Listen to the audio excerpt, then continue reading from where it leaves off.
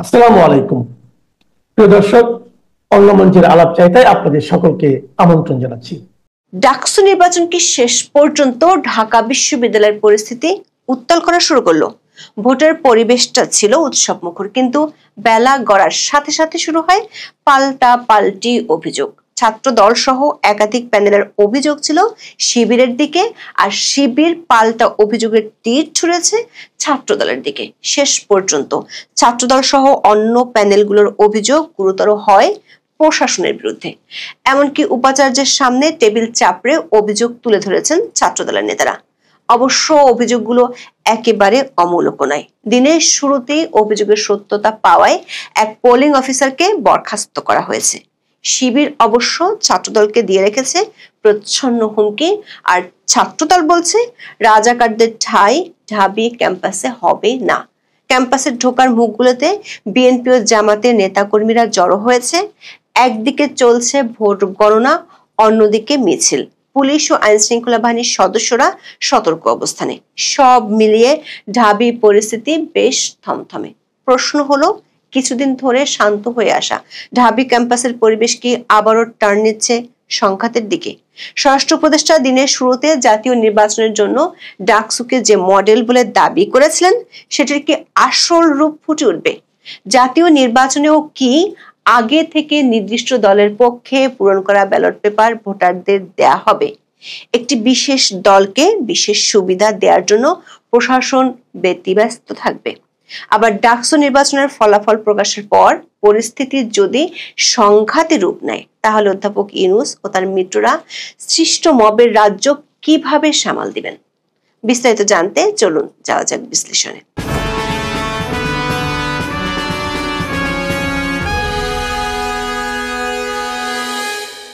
ভাদ্র মাসের শেষে এসে প্রচন্ড গরমের মধ্যে শুরু হয়েছিল ভোট গ্রহণ।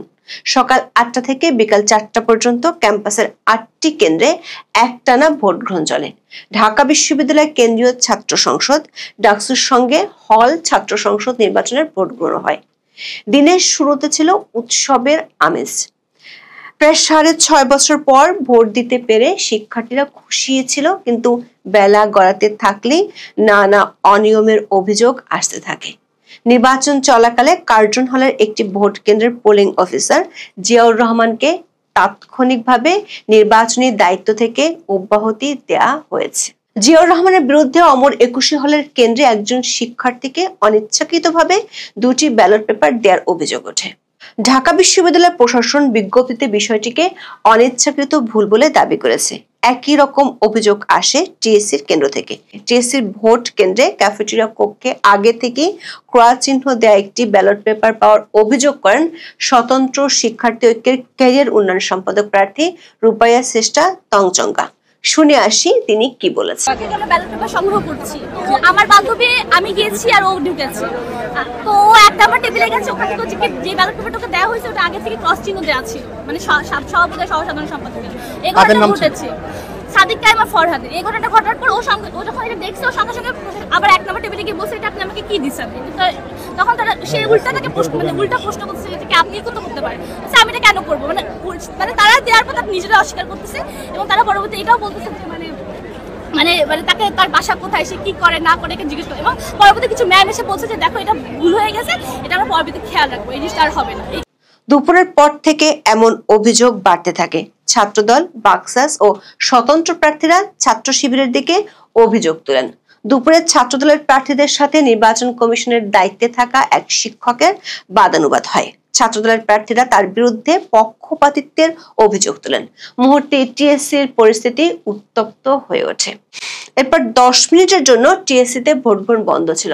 তারপর আবার শুরু হয় ভোট গ্রহণ, তবে বিকাল 4টা পর্যন্ত ভোট গ্রহণে কোনো ধরনের সহিংসতা হয়নি। মূলত দিনের দ্বিতীয় ভাগ থেকে ভোট গ্রহণের সময়টা কেটেছে অভিযোগ আর পাল্টা অভিযোগের মধ্য দিয়ে। ছাত্রদলের ভিপি প্রার্থী অভিযোগ করেন তাদেরকে ভোট কেন্দ্রের সামনে এতিমের মতো দাঁড় করিয়ে রাখা হয়েছিল। শিবিরের জিএস প্রার্থী এসএম ফরহাদ অভিযোগ করেছেন তাদেরকে দুপুর পর্যন্ত কেন্দ্রে ঢুকতে দেওয়া হয়নি। অন্যদিকে বাকসাসের ভিপি প্রার্থী আব্দুল কাদের অভিযোগ করেন শিবির ও ছাত্রদল মিলে নির্বাচন ইঞ্জিনিয়ারিং করছে। তিনি বিশ্ববিদ্যালয় প্রশাসন ও নির্বাচন কমিশনের বিরুদ্ধে অভিযোগ তোলেন। তবে এসব পাল্টাপাল্টি অভিযোগ বাদ দিলে বলা যায় উৎসবের আমেজে ছাত্র সংসদ নির্বাচনে ভোট দিয়েছে ঢাকা বিশ্ববিদ্যালয়ের শিক্ষার্থীরা। 6 পৃষ্ঠার OMR শিটের ব্যালট পেপারে এবার ভোট দেয় শিক্ষার্থীরা।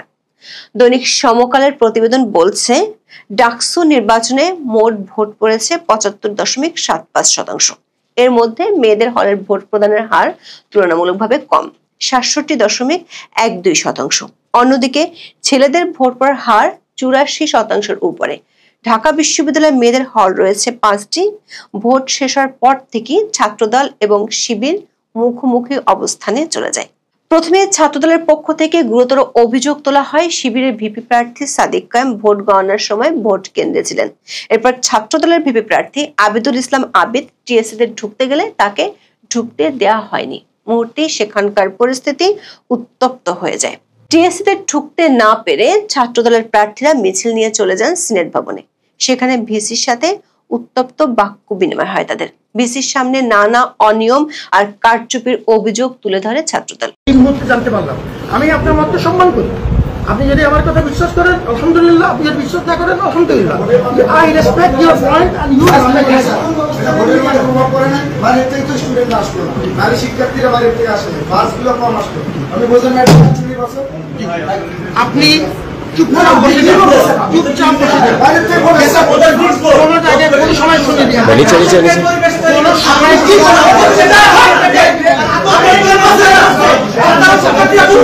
ছাত্রদল এরপর সংবাদ সম্মেলন করে নির্বাচনটিকে কারচুপি নির্বাচন হয়েছে বলে অভিযোগ করে। শিবিরও এরপর সংবাদ সম্মেলন করে তারা অবশ্য কারচুপির অভিযোগ আনেনি, বরং ছাত্রদলকে প্রচ্ছন্ন হুমকি দিয়ে বলেছে ছাত্রলীগের মতো আচরণ করলে তার ফল ভালো হবে না। এরপর ইউলাপ কেন্দ্রে এলইডি মনিটর বন্ধ হওয়া নিয়ে উত্তেজনা দেখা দেয়। গণমাধ্যমে খবর আসে ঢাবির প্রবেশ মুখগুলোতে জামাত ও বিএনপি নেতা কর্মীরা অবস্থান নিয়েছে। এরপর থেকে ক্যাম্পাসের পরিস্থিতি থমথমে হয়ে যায়। ছাত্রদল ক্যাম্পাসে মিছিল বের করে, ভিসি ও বিশ্ববিদ্যালয়ের প্রশাসনের বিরুদ্ধে তারা স্লোগান দেয়। তাদের মিছিল থেকে জামাত শিবিরকে টার্গেট করে নানা স্লোগান দেওয়া হয়েছে। একাধিক গণমাধ্যমের খবরে বলা হয়েছে ফল প্রকাশের অনুষ্ঠান ঘিরে সন্ধ্যার পর থেকে ক্যাম্পাসে থমথমে পরিস্থিতি বিরাজ করছে। এতে ক্যাম্পাস এলাকায় যে কোনো ধরনের অনাকাঙ্ক্ষিত পরিস্থিতি মোকাবেলায় সতর্ক অবস্থানে রয়েছে আইন শৃঙ্খলা বাহিনী। প্রত্যক্ষদর্শীরা জানান, ভোটের ফলাফল ঘোষণাকে কেন্দ্র করে মঙ্গলবার বিকেল থেকে ক্যাম্পাস এলাকায় জড়ো হতে থাকে জামাত শিবির ও বিএনপি সহ অঙ্গ সংগঠনের নেতাকর্মীরা।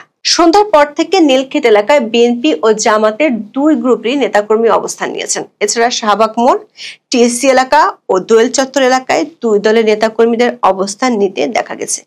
এসব এলাকায় নেতাকর্মীরা অবস্থান নেওয়ায় ক্যাম্পাস এলাকায় আইন শৃঙ্খলা পরিস্থিতি থমথমে।